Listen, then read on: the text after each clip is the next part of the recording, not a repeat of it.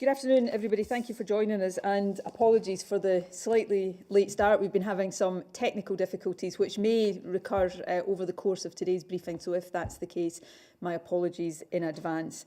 Let me begin with today's statistics. The total number of positive cases reported yesterday was 2,309. That is 8.1% of the total number of tests, and it means that the number of confirmed cases now stands at 146,024. 692 of today's new cases were in Greater Glasgow and Clyde, 390 in Lanarkshire, 220 in Lothian and 192 in Grampian. The remaining cases were spread across the 10 other Health Board areas. I can also confirm that 1,530 people are currently in hospital, which is an increase of 63 from yesterday. This now does exceed the peak of April when we had 1,520 COVID patients in hospital at any one time. So that really does underline the severity of the pressure that our hospitals are currently facing. 102 people are in intensive care. That is 2 more than yesterday. And very sadly, 93 additional deaths have been registered in the past 24 hours of patients who first tested positive over the previous 28 days. And that takes the total number of deaths under the daily measurement to 4,872. Every single one of those deaths is much more than a statistic. Every single one is a unique and irreplaceable individual. And yet again, I want to convey my condolences and my thoughts to everyone across the country who is grieving the loss of a loved one at this time. I'm joined today, as you can see, by the Chief Constable and by the National Clinical Director. The Chief will say a few words shortly about Police Scotland's approach to the new restrictions and also a word about the safety of vulnerable people. Before that, though, there are some issues I want to briefly update you on, and the first of those concerns international travel. The risks of international travel are, of course, particularly acute at the moment as new strains of this virus emerge and as case numbers globally continue to increase. Indeed, that's why it is, as of now, illegal for anyone to travel to or from Scotland unless it is for an essential purpose. And I want to reiterate that point. Right now, you should not be travelling within Scotland, and you should not be travelling out of Scotland or into Scotland for anything other than an essential reason. Even with such a reason, anyone who is travelling to Scotland must still comply with quarantine requirements if they are coming from a country that is subject to those requirements. Last night, the Scottish Government, along with the UK Government, announced a further measure aimed at reducing the risk of importation of the virus.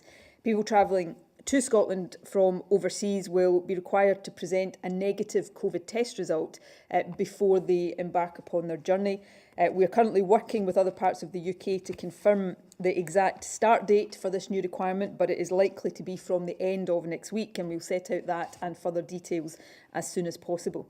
The tests will require to be highly reliable in terms of their specificity and their sensitivity, and so in practice they are likely to be PCR tests, and they will be required of anyone travelling to Scotland from outside of the common travel area, and they will need to be taken no more than 72 hours before people start travelling to Scotland. It's important to stress that the tests will not replace existing quarantine requirements. They are in addition to those quarantine requirements. So anyone travelling to Scotland from a place which is not on our exemption list will still have to isolate for 10 days after they arrive. There will be a limited number of exemptions to this new testing requirement, for example, for younger children and for freight hauliers, but a full list of these exemptions will be set out when we set out the further details of how the scheme will operate.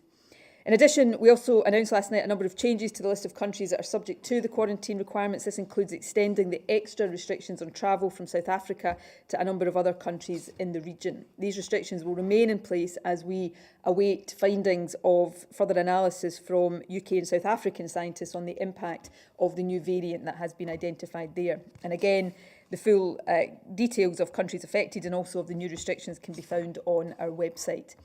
However, the most important point I want to emphasise is the one I made at the start. These restrictions on quarantine and testing It really shouldn't apply to very many people because nobody should be travelling to or from Scotland right now unless there is a genuinely essential purpose for that. And I cannot stress that key point enough. Now, my second update for today is about the return of our colleges and universities. When I set out the new lockdown restrictions on Monday, I said then that we would be reviewing as a matter of urgency the arrangements for the start of the new term. I can confirm that the staggered return to term time accommodation and studies for students, which had been planned for since the end of last term, will now be extended. For the vast majority of university students, learning and teaching will be online only until at least the end of February. And that means if you're a student, you should stay at home rather than travelling back to your campus or term time accommodation. There will be exceptions to that in the very small number of cases where remote study is not possible, for example, for a student nurse or a doctor on a practical placement. And of course, any students who have remained on campus will be fully supported by their institution. However, the vast majority of university students should stay at home rather than travelling back to university and should be learning online over the next period. And as most of Scotland is now, of course, in level 4 restrictions, the vast majority of college students will also continue to learn online. Specific advice about the arrangements for online learning and the restart of in-person teaching will be provided by your college or university, but more general guidance will be published on the Scottish Government's website over the next few days, and we will, of course, continue to keep these arrangements under close and ongoing review. I know how deeply disappointing this news will be for students across the country, and I can't tell you how sorry I am for this continued disruption to your learning and to the whole experience of university and college life. It's not yesterday, but I remember vividly the importance of these university years, and so I feel bitterly disappointed on your behalf that they are being so disrupted.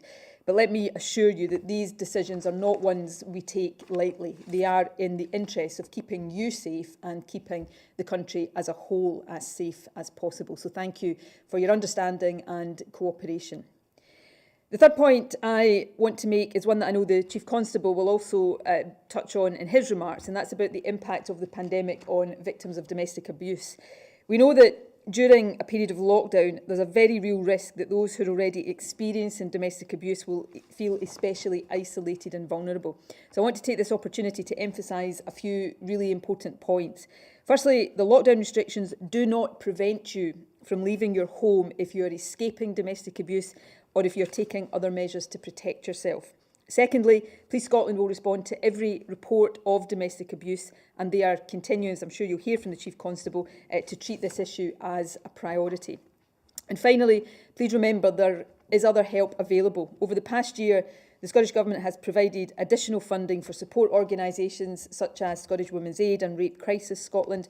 And as a first point of contact, you can call the Domestic Abuse and Forced Marriage helpline, and I'm going to give that number in a moment.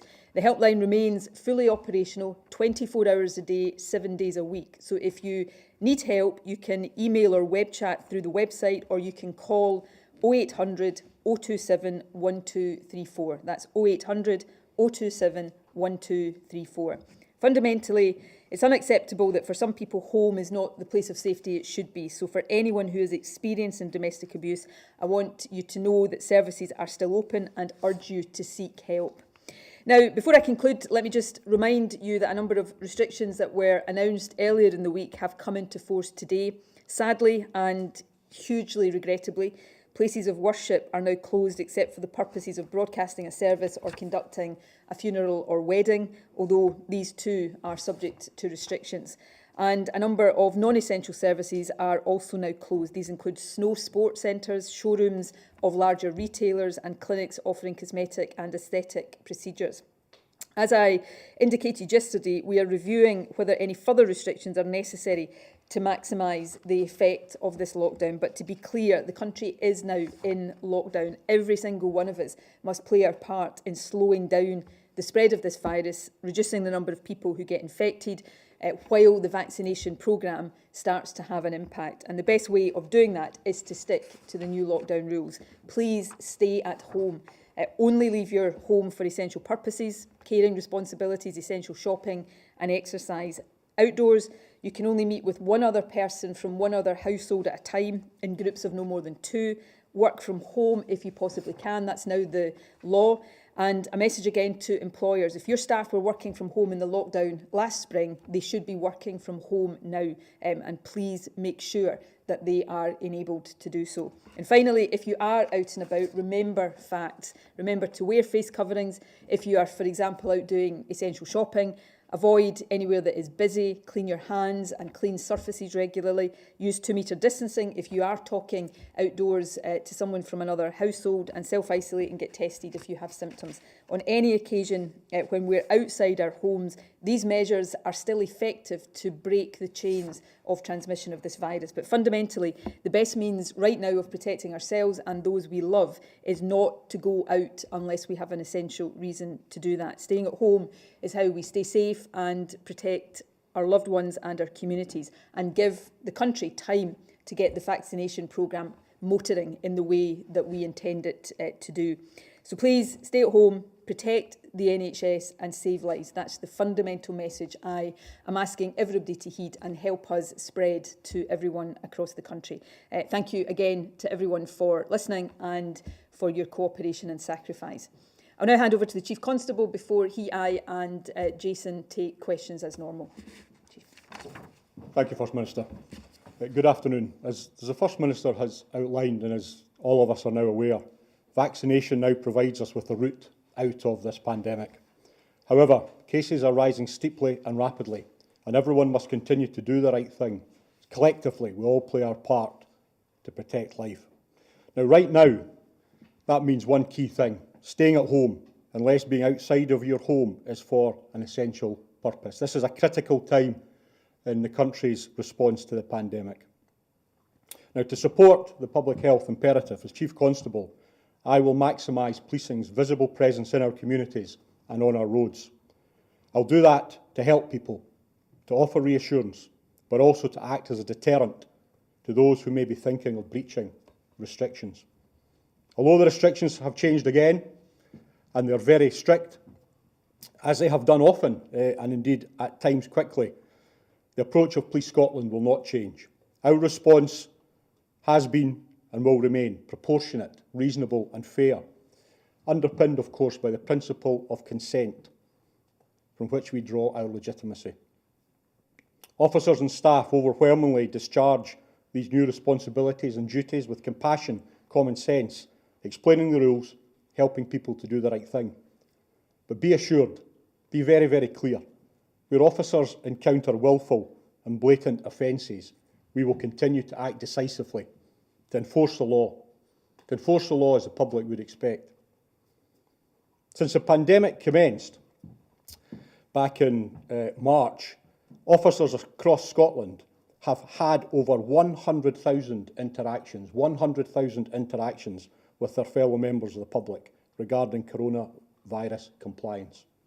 We've issued over 7,000 fixed penalties and made almost 550 arrests. In addition to that, we've made over 350 interventions at different premises, and we've closed about 90 of them. Communities have demonstrated forbearance when asked to cooperate with the extensive necessary restrictions on personal liberty, personal freedom. Our experience over the last 10 months is that overall, the people of Scotland have shown overwhelming support for their police service during this pandemic. So it's important for me to say on behalf of policing, thank you to our fellow citizens for taking responsibility and supporting officers and staff, and ask that in this new lockdown, the support and that sense of personal responsibility continues. And of course, officers and staff themselves face the same professional and personal challenges as everyone in the country. So I thank them and their families for their commitment to public service, their resilience, changing duties and shifts at times at very short notice, putting themselves in harm's way if necessary to help others, to keep people safe, to protect the health service. Police Scotland will continue to do everything we can to support and enable our officers and staff so that they in turn can support the national effort and support our very close colleagues in the health service. Now, in responding to this latest lockdown, Policing, indeed society as a whole, is able to draw on the experience of late March and April, a very intense time in the early weeks of the first lockdown, when unprecedented changes were made at pace. I'm very clear in my own mind that the benefit of our single national police service in Scotland, able to assess need and quickly deploy resources to meet those needs, wherever they arise across the whole of Scotland, is increasingly clear, enabling a rigorous, consistent and effective policing response. But of course, we need to recognise that the significant sacrifices and changes to daily life, including policing, will not be without consequence. In this regard, as the First Minister has underlined very clearly this morning, and as I have repeatedly, our concerns remain about the impact of these restrictions for people where home is not a safe place to be. As the requirement to stay at home becomes more acute, so does our concern. Victims of domestic abuse, vulnerable children, vulnerable adults, they're a priority for the Police Service of Scotland. They go to the heart of our purpose, the heart of our mission, and will continue to work very, very closely with all our partners in local authority and in the third sector to make sure that protection is there, support is there at all times for people who are vulnerable to abuse, harm or neglect, whether that's in the private or indeed the virtual space. So I would urge anyone, everyone with concerns about another person, a relative, a friend, colleague, neighbour, contact the police. We are here 24 hours a day, every day. The Police Service of Scotland is there to help you.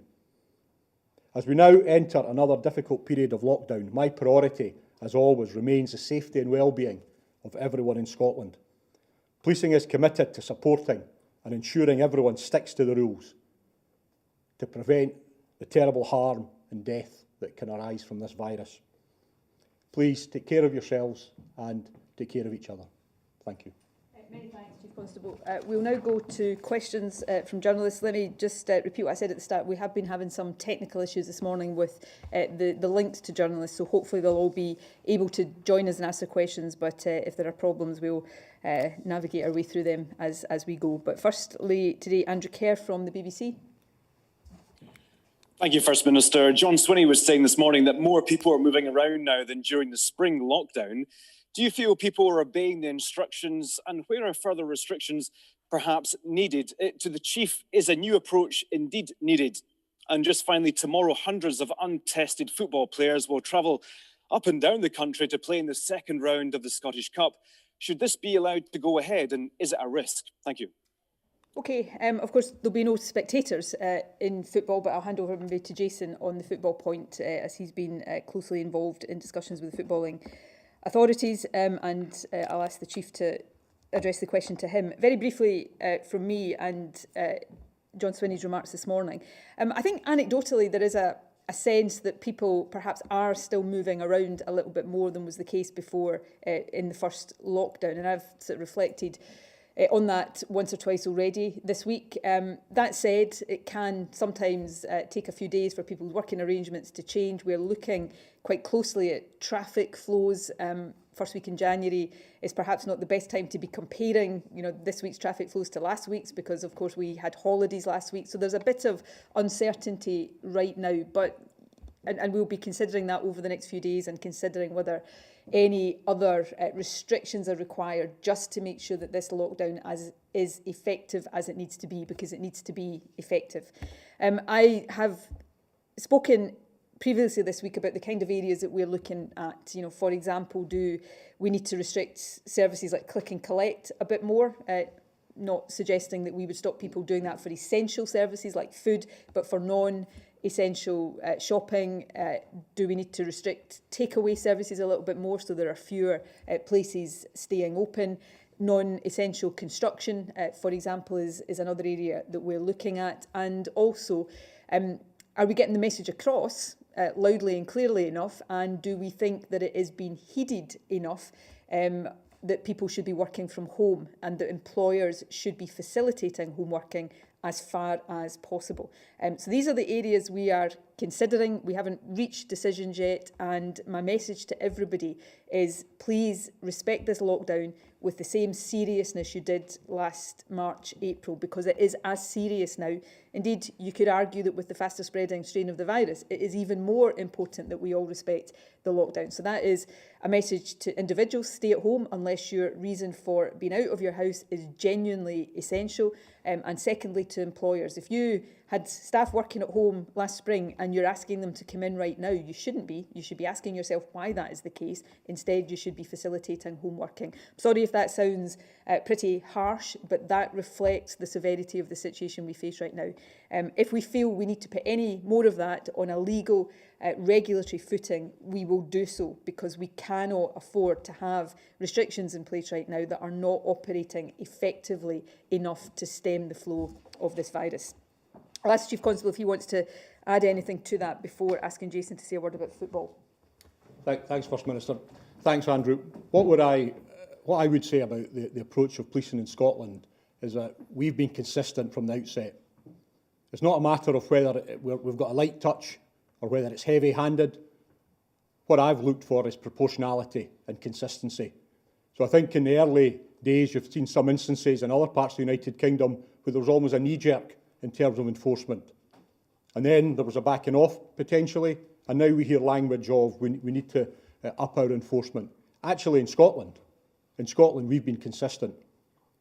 So I gave some figures earlier when I mentioned that we'd issued over 7,000 fixed penalties after having 100,000 interactions with citizens. So by way of comparison, the regulations are different but very similar. Metropolitan Police with a population of around 9 million compared to Police Scotland with a population of 5.5 million in a very urban area, had issued less than 2,000 fixed penalty notices compared to the 7,000 we have issued. And yet that level of enforcement is still a very small proportion, at 7% of the amount of interactions we've had with our fellow citizens, because we're visible, we're out in our communities, we're engaging with people, we're explaining things. And we will take enforcement action as the regulations change. We will take enforcement action when required. So I am satisfied that what I laid out at the outset about using common sense, using proportionality and exercising discretion, that will continue. But make no mistake, if we need to take enforcement action, we will. And I am more than satisfied with the approach that the Police Service of Scotland has done thus far in support of this public health imperative. Thanks. And briefly, Jason, on football. So professional sport, as we've mentioned many times here, is exempt from the travel restrictions for the purposes of training and participating. So footballers can move around the country tomorrow with their club doctors, with their management. However, they must have very strong mitigations in place to do so, both for travel and for then competing. I would expect their numbers to be minimal, so they keep their support staff to the lowest level possible. And remember, the exemption to distancing and face coverings and all the other elements that the rest of us have to face are across the white line, not on the other side of the white line. So for now, professional sport remains exempt and they can travel, but they have to still be careful. Some of them may have the virus and they should behave as though they have. Two final points from me on football, which I think everybody probably gathers from now by now is not necessarily my favourite subject to talk about, but the exemptions for professional footballers and elite sports people generally are not just for their benefit. We're trying to give the general public and many people in Scotland love the football team and love watching football. So we're trying to give people that bit of entertainment, that bit of normality. So it's for your benefit, not just their benefit. But the second point I'd make is this, and it applies not just to football, but to any sport. If whatever sport we're talking about doesn't stick to the restrictions and doesn't make sure that all the mitigations are in place and that what they are being allowed to do, and it's a privilege, is done safely, then all bets are off. We will have to look again at that, and we cannot guarantee that we will not have to change this in future. So, to the sports people involved, and I'm deliberately saying sports people and not focusing this entirely on football, but you are being given privileges at the moment, so make sure you don't abuse them and that you are absolutely rigorous in applying all of the restrictions that still apply to you, even within these privileges. I'm told that Gordon Cree from STV, unfortunately the technical problems mean he's not online. If that changes before the end of the briefing, we will try to come back to him. I'll go next to Bruce Mackenzie from ITV Border. Thank you, First Minister, and I'm sorry to stay with football, but today I've been speaking to one club, Dalbeattie Star, who play in the Lowland League, who say that as far as they're concerned, that league should be halted at the moment. They say their players who are part-time players are very, very worried about the possibility of transferring the virus, possibly over hundreds of miles as they continue their fixtures. They say that they're making representations to the league, asking for the league to be halted, but if they don't play their games, there will be repercussions on them as a club and they might be punished. Should the Scottish Government maybe be calling for, certainly at the lower levels of Scottish football, these leagues to be suspended even for a fire break of a few weeks? So that is certainly something we will continue to discuss. Jason may want to say more about that. I suppose what I would say, the footballing authorities, to use the sort of collective term here, have been very keen to get football restarted and then to keep football going, and that, for the reasons I've set out, I think is something that many people across Scotland are keen to see continue. What we don't want to do in any walk of life, whether it's somebody being asked to go into a non-essential workplace or a footballer in the lower leagues being asked to play, if people don't feel comfortable about that and they don't feel safe, then that's something we've got to listen to, and the footballing authorities have to listen to as well. So we will certainly continue to listen to those kind of concerns. But Jason, do you want to add? I agree on the safety point. If people don't feel safe, they should raise that up the chain, and that chain might well end up at the SFA and the SPFL. At the beginning of these restrictions, we had long conversations with the SFA about what professional football meant and the 7 tiers of professional football that takes us down into, for instance, the senior professional women's game at one of those levels. So those 7 groups were included in the restriction allowances, let's call them. So if that remains the case just now, but we and the football authorities are in constant communication, and if that is a common approach, a common feeling from that part of the league, then of course the football authorities should take account of that. But those decisions are for them, not for us. Fraser Knight from Global. Thank you, First Minister. Earlier this week, you talked about the potential of fast-tracking the vaccination for teachers and for staff in schools and potentially colleges. We obviously know that some of them are still working in hubs, and today we've heard that the Moderna vaccine's been given approval in the UK, and the Welsh Government's just announced that they will be extending vaccination to staff working in special schools, school and college staff who are at risk, in line with latest advice from the JCVI. Just wondering what the latest discussions are in the Scottish Government, and could this potentially be delivered in, say, the next week or the next 2 weeks to some teachers? So a couple of points, well, 3 points I think briefly Jason might want to add to this. Firstly, it's good news that Moderna has just been given authority in the UK. That's the 3rd vaccine approved in the UK, although we're not necessarily expecting immediate supplies of the Moderna vaccine, although that is subject to ongoing discussion, I know. Secondly, as I understand what the Welsh First Minister has just announced, it is not a decision to prioritise teachers within the current priority list. Teachers or staff within special schools, as I understand it, would potentially already be covered within the social care workforce. So that is what we will look at to cover that workforce as well, and as part of the NHS and social care prioritisation that is already within the JCVI list. But the 3rd point is this: the JCVI list is the people, and in order of priority, and ultimately this prioritisation list takes in about 2.7 million people in Scotland, about half the population, everybody over the age of 50 and everybody under 50 with underlying health conditions. And it starts at care home residents over 80s, NHS and care staff, and then works down the age spectrum. And basically, these are the people that are most clinically at risk of getting ill and dying if they get this virus. And I was looking at some statistics earlier this week that show, demonstrate this by saying how many vaccinations in each of these different groups you have to do in order to save a life. So if in care homes, for every 40 odd vaccinations that are done, you're saving a single life. The further down the list you go and into the general population, that becomes hundreds or thousands of vaccinations to save a single life. So that underlines the clinical priority.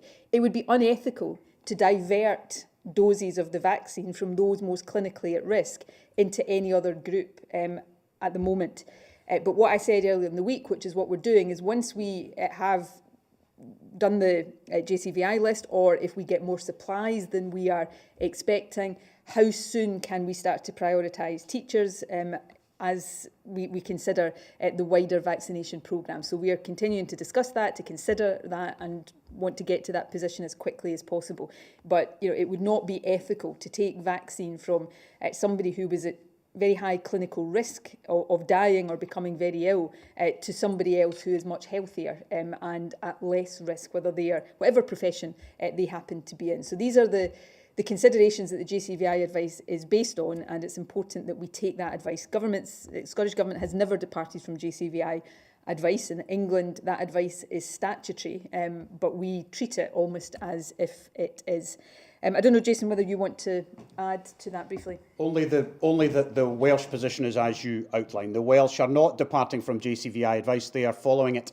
And there are some very, very unique settings in special needs schools where they are social care workers, in effect, where mitigation is impossible, where distancing is impossible, etc., etc. And we will look and do the same if we possibly can.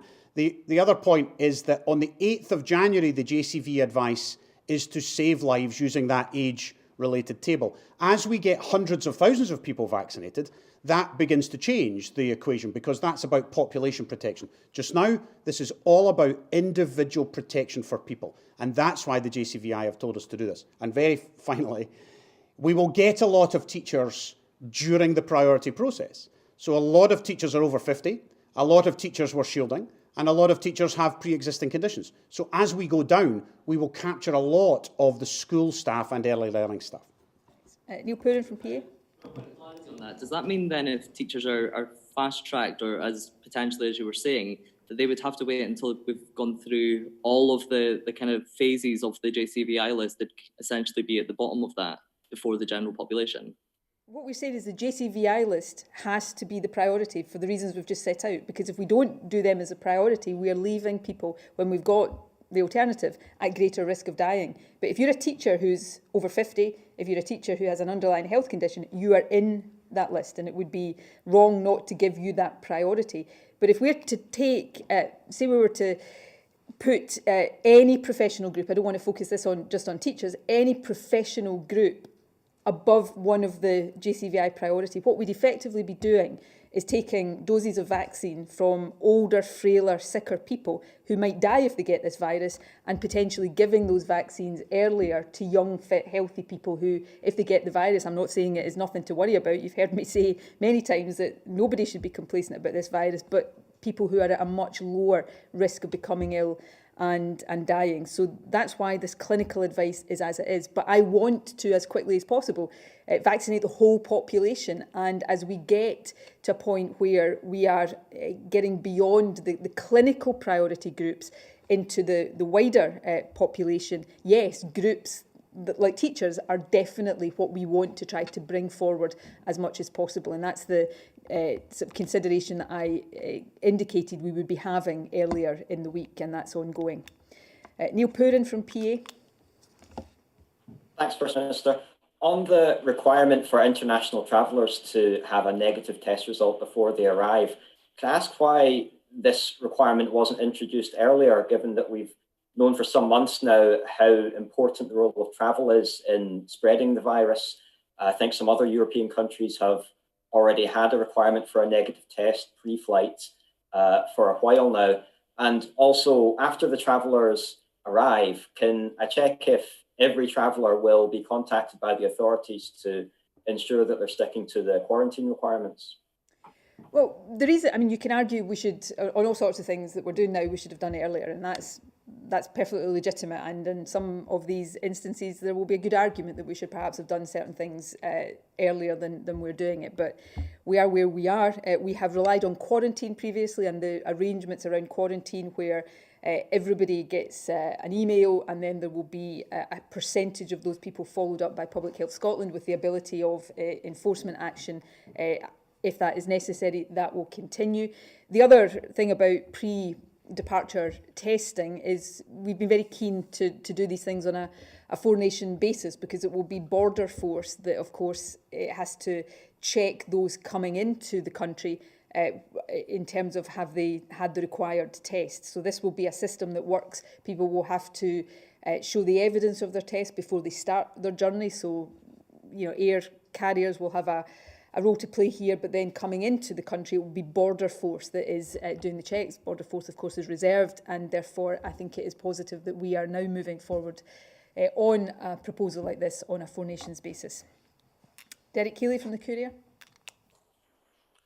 Thank you, First Minister. I know we were previously able to build up some kind of picture of where people might be picking up the virus based on interviews with contact tracers.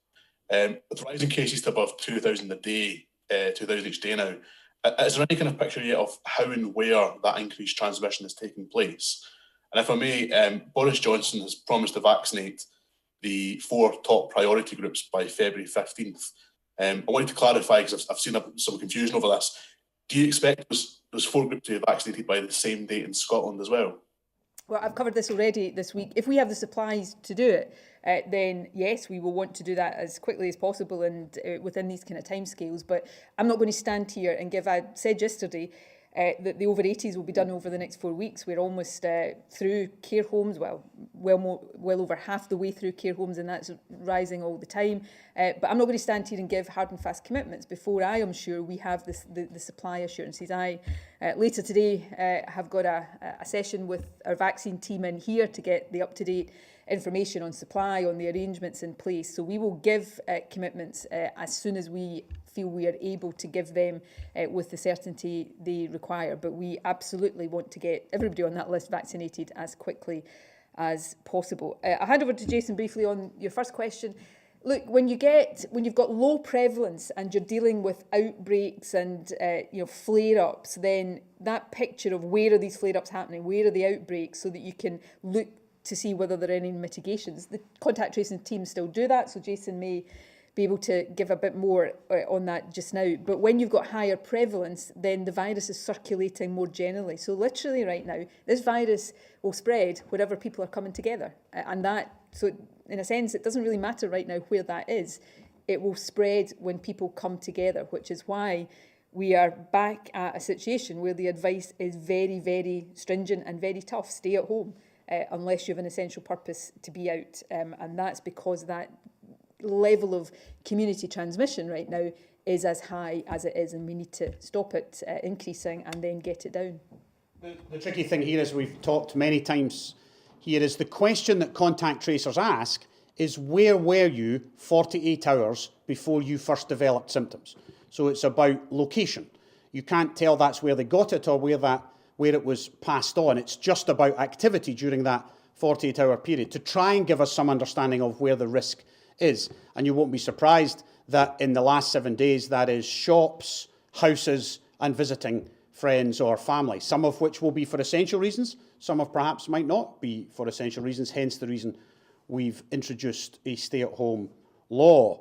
There are other things in there. There is car sharing, there is going to places of worship, so everything that people do by interacting is risk and comes up in that report. The other place we get this data is from outbreak management reports. That's where we get bigger numbers. So that could be workplaces, that could be care homes, that could be inside our hospital system. And again, that continues to show that same pattern. Following community transmission, those places are harder to keep safe. So the same things apply. Whenever people meet, the risk is there. Conor Matchett from the Scotsman. Thank you, First Minister. On hospital capacity, if I may to start with, for either yourself or Professor Leitch, whoever has the data handy, have any health boards breached their winter capacity for COVID-19 beds as yet? And if not, are you concerned whether any will do so in the coming days? And secondly, to follow on from Derek on vaccines, I know you said yesterday there are no plans to publish the level of supply for the vaccines. But in order for the public to be able to hold yourself and the government accountable for any potential delays to any potential targets, surely that data has to be published for transparency purposes. And in a similar vein, are there any plans to release the number of vaccinations by vaccination centre, such as GP surgery or village hall? I assume this data would be available to Public Health Scotland in their standard collection.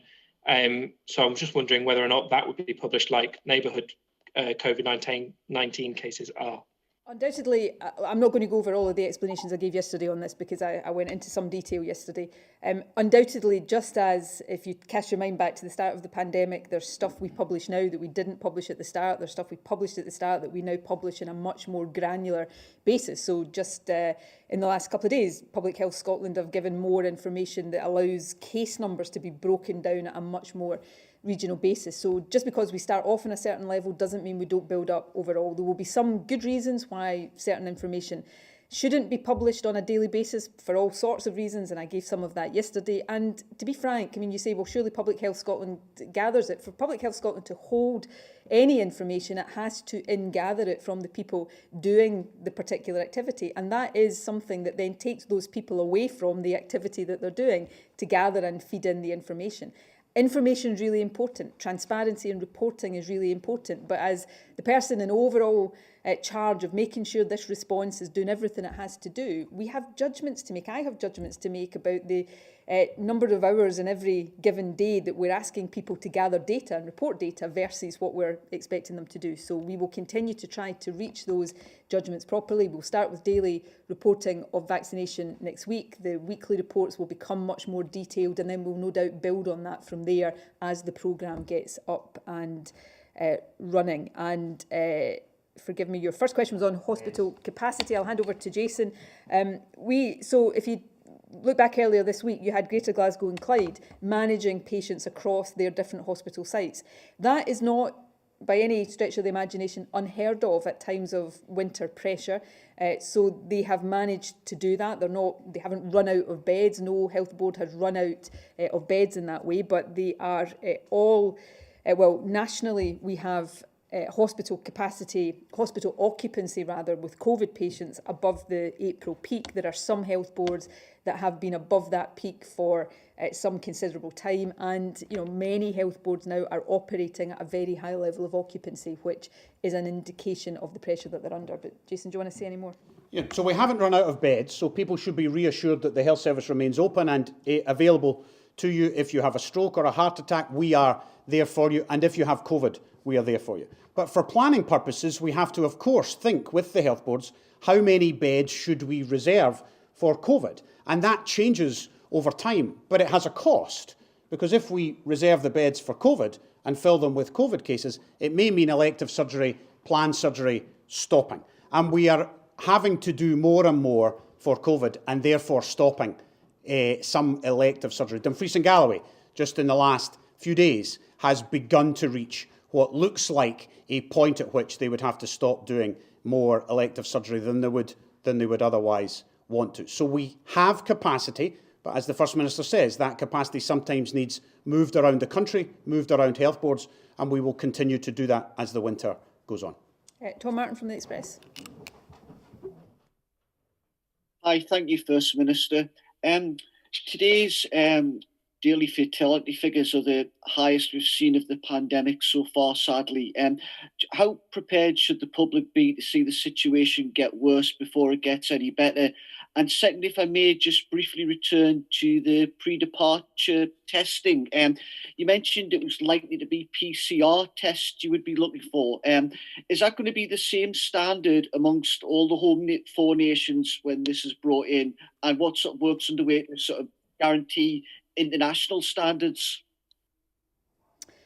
I can come back to you on the point of any work that's underway to agree international standards. All countries will be taking their own decisions around the testing regimes they have in place. But yes, we would intend to get to a position within the four nations where the testing that we are requiring for the pre-departure tests are the same.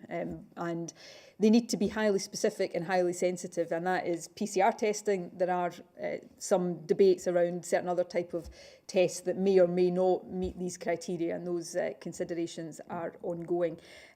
On numbers of people dying, Jason may want to add something to this too. Firstly, on today's figure, which is a distressingly high figure, And what I'm about to say doesn't change that, and is not intended to change that in any way. But of course, we have just come out of a period when we've had the Christmas and New Year bank holidays. And remember, the numbers we report on a daily basis are deaths by the date the deaths were registered, not the date that somebody died. They are reconciled later on by date of death.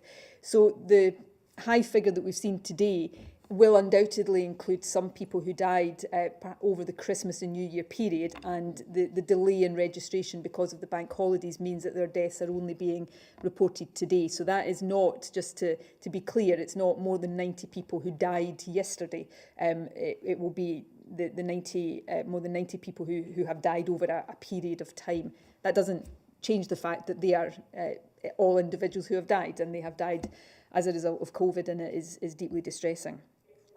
But the last point I'd make before handing over to Jason is, as we have learned, unfortunately, in the course of this pandemic and the way viruses work, we do know that even when case numbers start to reduce, and I hope we will see case numbers stabilise and reduce over the next few weeks in Scotland, but even when that starts to happen, because of the incubation period and the time it takes for people who get this virus to show symptoms, and then if they're going to become ill, to fall ill, and then unfortunately if they're going to die, it means that even when case numbers start to decline, we still see potentially an increasing number of hospitalisations and deaths for a period after that. So that will undoubtedly, from the case numbers we're seeing right now, we are unfortunately going to see a significant number of people needing hospital and intensive care treatment in the weeks to come, and unfortunately a number of people dying from that, and that will, I know, be distressing for everybody.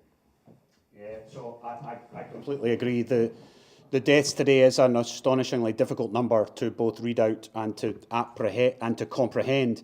The difficulty with the data is that we need to wait for that to even out to date of death, and that will come over the next few weeks, but it is still a hugely significant number.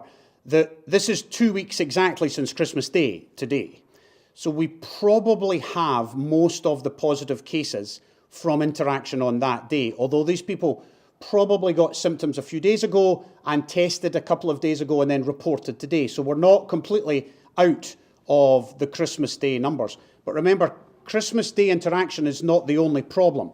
Interaction subsequently, when you didn't know you were positive, is the problem. And that's where the R number becomes important with the new variant. So if people have caught the virus on Christmas Day and then interacted further with people following Boxing Day, despite advice, that's when the numbers will begin to increase again. So I'm afraid the First Minister is right. It is going to get worse over the next little while, potentially before it gets better.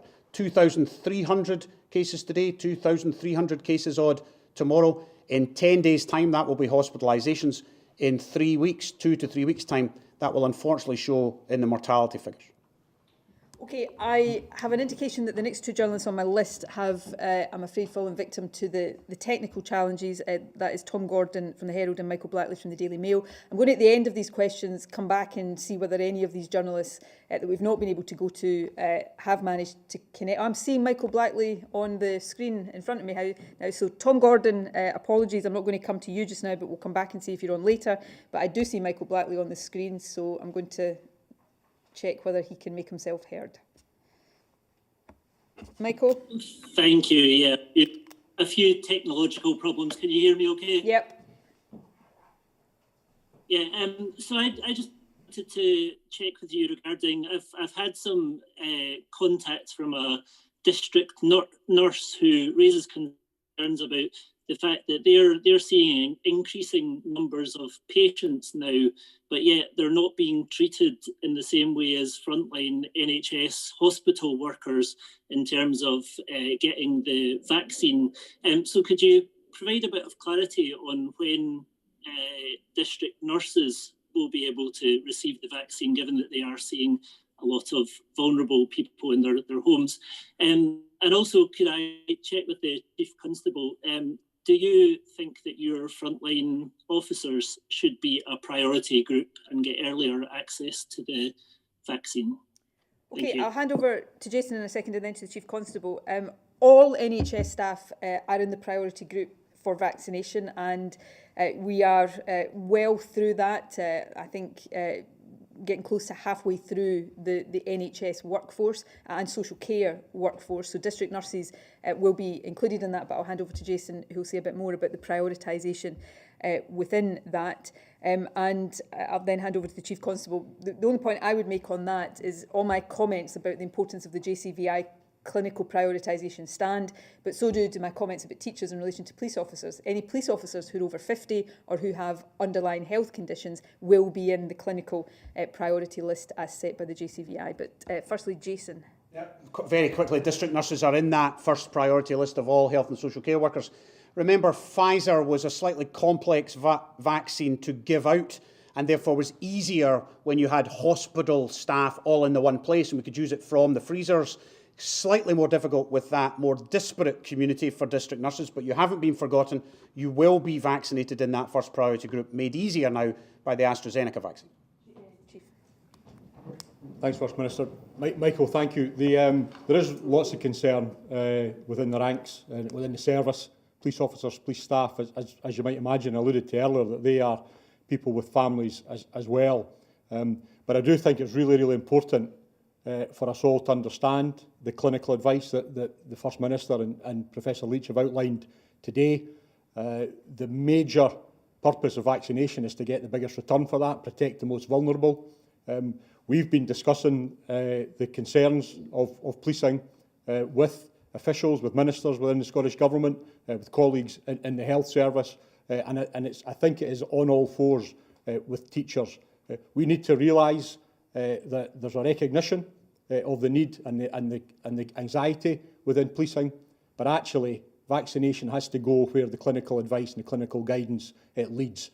I'm fully supportive of that, and what I need to do and I will undertake is to make sure that in terms of our personnel records, the knowledge of our own people, our availability, that when and if vaccines become available, if it is based on sectors, if that should happen, if it comes to policing, that we're in a position to make sure that we can get our officers and staff vaccinated. And the final point, just to reiterate that key point, that actually, of course, within the police officers and staff of over 23,000 people, a number of us will already be part of the prioritisation that comes from it. So there are concerns, there are legitimate concerns, working very closely with the Scottish Police Federation and others in that regard. But we're speaking to government, they know our concerns, but the clinical guidance has to take primacy. All of these concerns are perfectly legitimate. I fully understand them. The final point for me is, remember, this is a vaccination programme that will reach everybody in the adult population. It's not like the flu vaccination programme where it is only certain groups who get it. This one is for everybody. But while supplies are limited and are coming in a phased way, we have to prioritise those most at clinical risk of this virus. But I absolutely understand the concerns of teachers, of police staff, people who work in frontline public-facing jobs. But so too do I understand the concerns of people who work in supermarkets and in other places where there is that public-facing element. So the priority for us is to get through the whole vaccination programme as quickly as we possibly can. Dan Sanderson from The Telegraph.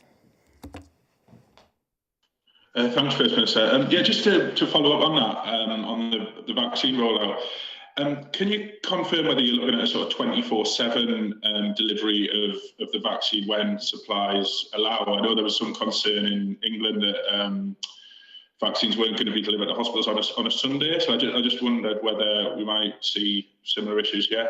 And also, could I ask the Chief Constable, quite a disturbing videos emerged on social media of an incident in Aberdeen where police are called to break up an alleged breach of COVID restrictions. It quickly escalates. There's physical confrontation. You hear children screaming in the background. Is this type of thing the sort of proportional and consistent approach you've spoken about? I know you're concerned that this could undermine confidence in the police. Thanks. Okay, I'll hand over to Chief Constable on that. It's a matter that I understand is sub judice, but the Chief Constable will want to address that. And this comment is not directed at that particular incident, but more generally, that I think all of us these days know that we have to take some care when we're looking at things on social media, and just remembering that things often do not look exactly as the reality is with a whole host of things. On the point about vaccination, we'll do whatever we need to do to get this vaccination programme rolled out and completed as soon as possible. At the moment, we are focusing on the upper end of that prioritisation list. I said yesterday, 1,100 vaccination sites. The majority will be GP practices, but other community vaccination centres will be operational from next week. When we have a volume of supplies that enable this, we'll have some mass vaccination centres as well. And we will, as we know more about the forward supply schedule, we will consider hours of working, to do everything that is reasonably possible to get this rolled out as fast as we possibly can. But Chief Constable. Thanks, First Minister. Thanks, Dan. I think, again, I'm aware of the tweet or the piece on social media that people are looking at and commenting upon. I'm limited in what I can say in terms of the detail. What I can say to you is, certainly last night and this morning, I've asked for a review of the full circumstances to be carried out, and I've been briefed on the full circumstances. And as things stand at this time, I'm satisfied about the legitimacy and the proportionality of the police response. Now, the matter, as I said, is sub judice, but what I can say is that on Wednesday, late on Wednesday evening, the 6th of January, almost around 23:30 hours, police did respond to concerned calls from members of the public about what appeared to be an ongoing house party. Officers then attended at the address that had been identified, and at that time spoke to the occupants. Now, what's come out of those circumstances is that 3 adults have been charged with crimes of violence and crimes of public disorder. I can't comment further because of that matter. The matter will be reported to the Procurator Fiscal, and due and legitimate process, it will take its course. However, what I can say is 2 further points. The first one is I would urge everybody to exercise caution when you see a partial coverage of a particular incident. Do not read into things that you can't see, and do not make inferences that are not clearly there. I don't think it's fair to everybody involved, and it then does generate concern, which may not be legitimate. And the second point, I would say, sorry, just before I finish that point, I've also been told that the officers involved, some of the officers involved, actually had body-worn cameras with them, and they had been activated. So there will be a broader record of the full circumstances of that incident. And again, that will be part of the due process that needs to take place. And then my second point, and my final point, is that I've said right at the outset, and I think if you go back to March, April, I commissioned John Scott QC, a leading human rights lawyer, to establish an independent advisory group to oversee and review the use of police powers, because this is a really, really challenging time for policing. The amount of circumstances that arise, the amount of people who are refusing to comply with the regulations, people who don't believe actually that the coronavirus is a threat.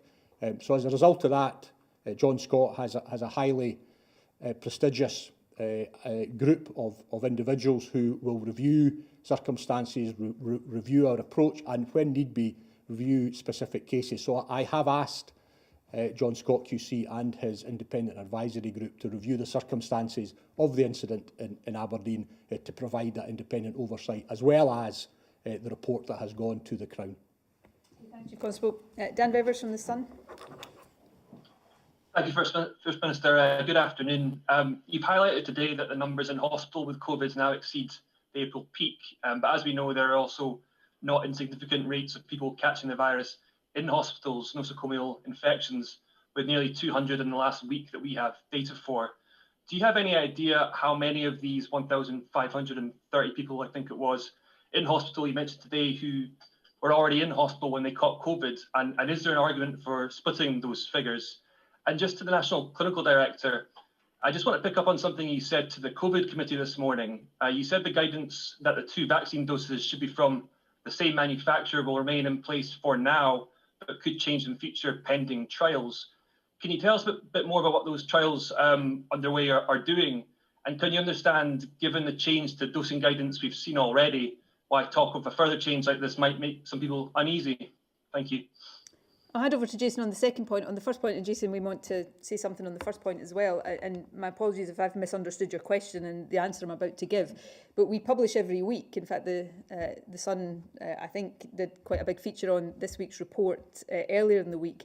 Nosocomial, a report on nosocomial infection. Nosocomial infection is hospital-acquired infection.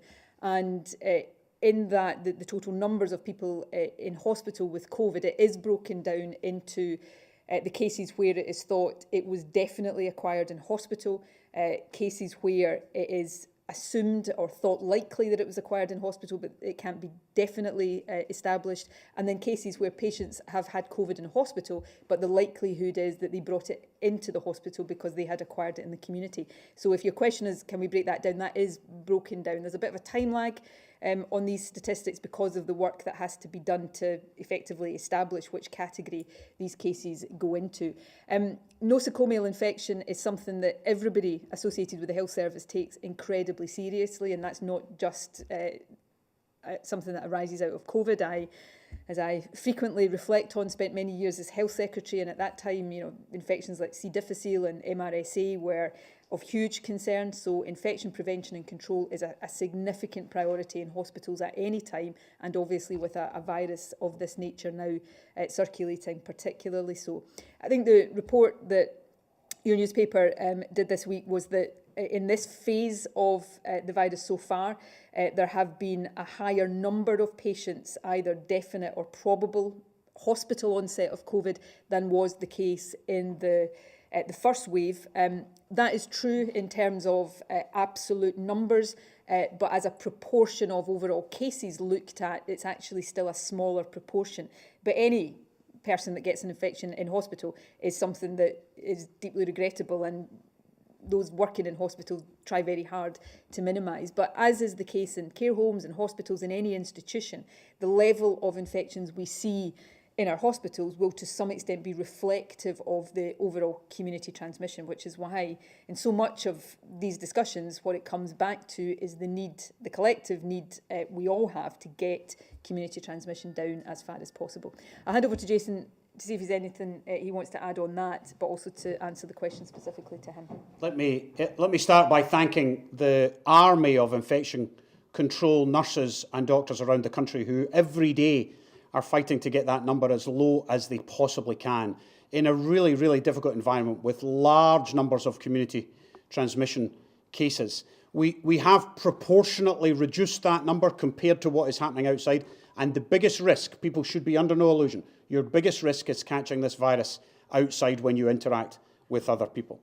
To the 2-dose vaccine question, it's not uncommon actually in vaccine science for a second booster dose to be an entirely different manufacturer to the first. We do that in hepatitis B vaccines for healthcare workers, we do it for typhoid, we do it for many others. We won't do it here until the science tells us that's exactly the right thing to do. Remember, you don't get Pfizer antibodies, you get antibodies.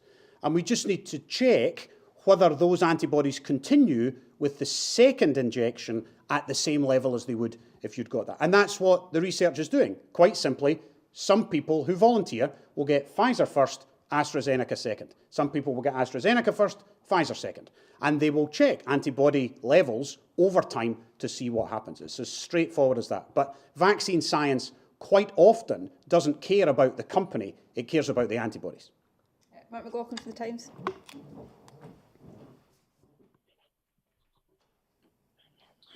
Good afternoon, First Minister. I want to really turn to schools. The front page of the Herald today had a story about they're keeping the schools open for vulnerable children. This is an extension of the key worker idea, and they've also asked social workers to identify any vulnerable children who may be at home. Is that something you would advocate for all local authorities, that vulnerable children should also have a place in school alongside the children of key workers? And also, the other day, Carol Monaghan asked Boris Johnson whether teachers would be vaccinated before they went to school. She said that they are sick of being sent into unsafe environments. that doesn't sound likely in Scotland if we're going to get schools open by the 1st of February. So why is the SNP advocating something at Westminster but dismissing it at Holyrood? Nobody's dismissing these things. I think anybody who listened to my answer on teacher vaccination, heard the Chief Constable about the same arguments about police officers, know that these are not being dismissed. They are absolutely being taken seriously. But we have limited supplies of vaccine at the moment, and therefore we have a duty, I think an ethical duty, as well as a duty from the point of view of protecting life and the health service, to vaccinate in the order of clinical need and clinical risk, and that's what we're doing. Within that, many teachers will be included, many police officers will be included, many people across society will be included. As I've said before, that whole list includes 2.7 million people in the country, and as we get more supplies, we then want to see how we can vaccinate particular professional groups, including teachers, as quickly as possible with as much priority as possible. That's the same position there is across the UK right now. I'm not sure I fully understand your first question, because it's been the case since day one of lockdown last year that vulnerable children were able to have a place at school, and we want vulnerable children where there is a considered need for that to be in school. So that hasn't changed between the lockdown last year and the lockdown this year. In terms of how local authorities deliver that provision, there is a degree of flexibility for them. Many local authorities will keep schools open to do that. In the last lockdown, many local authorities had hub provisions, and that is a judgment that local authorities make based on how they most safely deliver that provision for young people. But the position on vulnerable children hasn't changed. Andrew Learmonth from the National. Clarity, First Minister. The question was, will teachers be vaccinated before schools reopen? I don't think I can answer that question in the abstract, because when schools reopen, we'll take account of a whole host of different things, and when teachers, as a profession, many teachers will be getting vaccinated over the next few weeks as part of the prioritisation. But these questions can't always be answered in that very sort of binary way, unfortunately. The complexities of this virus and managing this virus are just a little bit more than that. Andrew Learmonth from the National, I'm told, is not online. Before I finish, because I've gone through everybody I think that is online with us, but Gordon Kieran, Tom Gordon and Andrew Learmonth, I'm told, weren't with us for technical reasons. Can I just check they're still not able to be with us? Okay, my apologies to any journalists who had technical difficulties joining today. We will, of course, be working to resolve them before the next briefing. That concludes all of the questions today. My thanks to Jason, and in particular my thanks to the Chief Constable. Always grateful to him for joining us, and that gratitude extends hugely to police officers and police staff working so hard across the country. Thanks to Yvonne for our BSL interpretation, and to all of you for joining. Please, this is the first weekend since the new lockdown started, so I don't expect it will be an easy one for many people across the country. Weekends are times that people like to do normal things like see friends and socialise and go shopping. None of that is possible right now, and I know how tough that is, but it is really important that we all dig in and stick with it over these next few weeks. So please stay at home unless you have an essential purpose to be out of your house. The safest place for you and the safest place for you to be to keep other people safe is in your own home. So please stay home, protect the NHS, save lives. That's the mantra all of us need to live by for this next period. Thank you very much. I will be back here on Monday at 12:15. But in the meantime, thanks very much for joining us.